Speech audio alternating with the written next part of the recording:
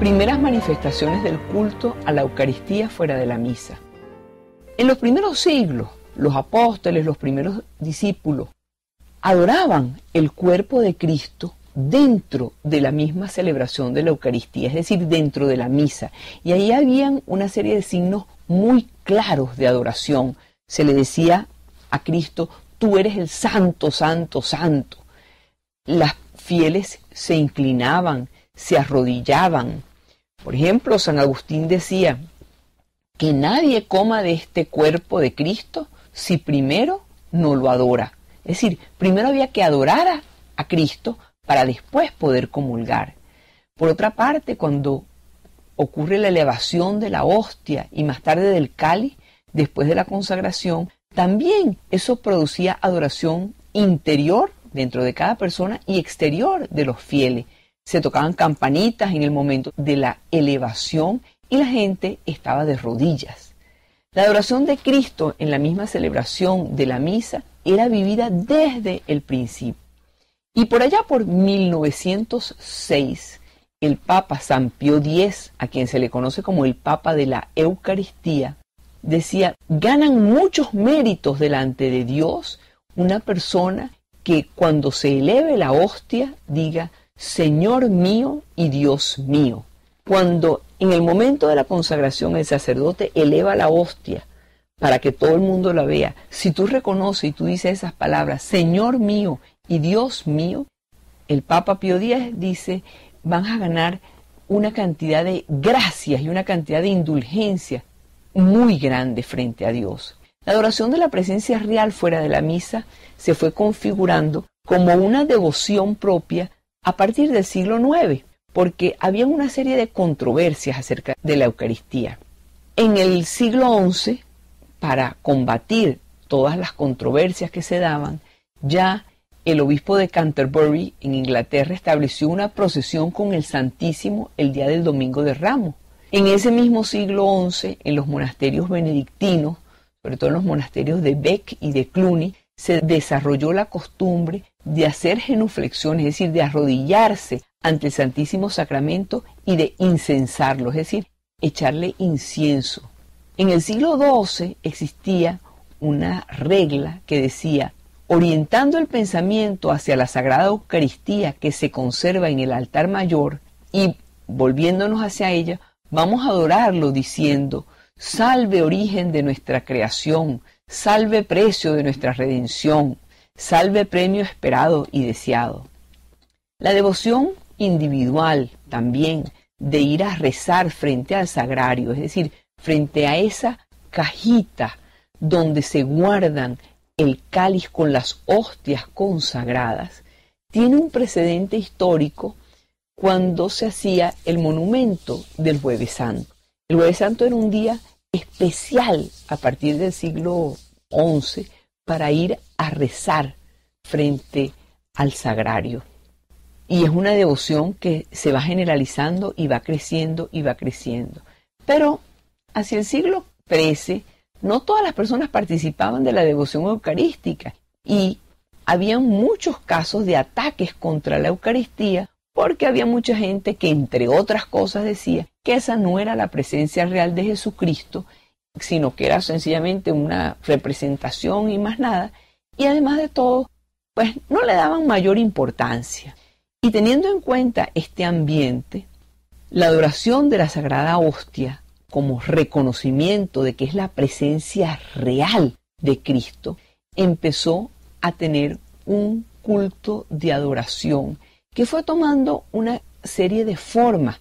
Y lo que tenemos que tener bien presente es que esto se desarrolla sobre todo para darle la importancia que tiene la presencia real de Jesucristo y en contra de todos estos adversarios.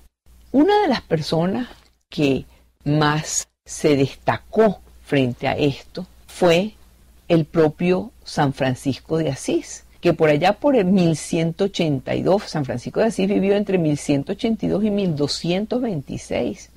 Y poco antes de morir, o sea, hacia el 1225, en su testamento, San Francisco de Asís le pidió a todos sus hermanos que participaran siempre de la inmensa veneración que él le profesaba a la Eucaristía y a los sacerdotes. Y decía, lo hago por este motivo, porque no veo corporalmente del mismo Altísimo Hijo de Dios, sino su santísimo cuerpo y su santísima sangre, que los fieles reciben, y solamente los sacerdotes le administran a los demás. Yo quiero que estos santísimos misterios sean honrados y sean venerados por encima de todo y sean colocados en lugares preciosos. Esta devoción eucarística tan fuerte en el mundo franciscano también marcó una huella muy profunda que dura hasta nuestros días en la espiritualidad de las clarisas, es decir, de esas mujeres que siguieron la espiritualidad de San Francisco, pero guiados por Clara, a quien conocemos como Santa Clara de Asís. Y en la vida de Santa Clara de Asís, que murió en 1253, es decir, unos añitos después de San Francisco, hay la historia de un precioso milagro eucarístico. Y decía que esta ciudad de Asís estaba asediada por un ejército invasor. Y estos pensaban ir a atacar el convento de San Damián, donde estaban las clarisas, es decir, las seguidoras de Santa Clara de Asís. Y Clara estaba enferma en ese momento, pero agarró y se fue arrastrando y caminando de a poco, como mejor podía, fue y buscó el Santísimo, colocó la hostia consagrada en el sagrario y encerrada en una caja de marfil donde se guardaba con suma devoción el cuerpo de Jesucristo, y allí saca la custodia, la pone enfrente y ella estaba prácticamente acostada en el suelo, de rodillas y acostada en el suelo, y levanta la custodia con el Santísimo adentro. Y nadie sabe por qué. Aquel ejército que pensaba invadir y destruir el convento se alejó y se fue. Eso se conoce como un milagro eucarístico. Por ese mismo tiempo, en 1208, hubo también una monja que pertenecía a la orden de las Agustinas, que era la primera abadesa agustina de un lugar en Bélgica que se llama Mont Cornillon, que queda junto a una población llamada Leija. Bueno, el caso es que está en Bélgica. Y esta monja se llamaba Juliana. Y era una religiosa que estaba enamoradísima de la Eucaristía, que incluso físicamente encontraba que la hostia consagrada, el pan del cielo, era su único alimento. Desde su adolescencia, Juliana, a quien hoy conocemos como Santa Juliana de Cornillón, tuvo visiones misteriosas acerca de la institución de la fiesta del Santísimo Sacramento. Ella particularmente veía así como una luna llena que estaba resquebrajada. Y Dios le reveló poco después que esa luna representaba la iglesia de su tiempo, y la grieta interior significaba que había una ausencia de una solemnidad dedicada al santísimo cuerpo y sangre de nuestro Señor Jesucristo. Entonces el Señor inspiró a Santa Juliana la institución de una fiesta litúrgica en honor al Santísimo Sacramento.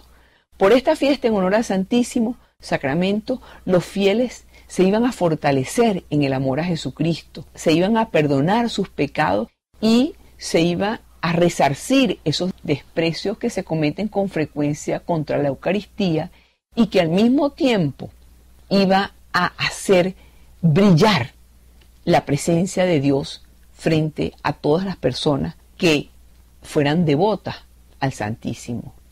Todas estas cosas se las guardó Santa Juliana en su interior y no sabía cómo explicárselas a nadie.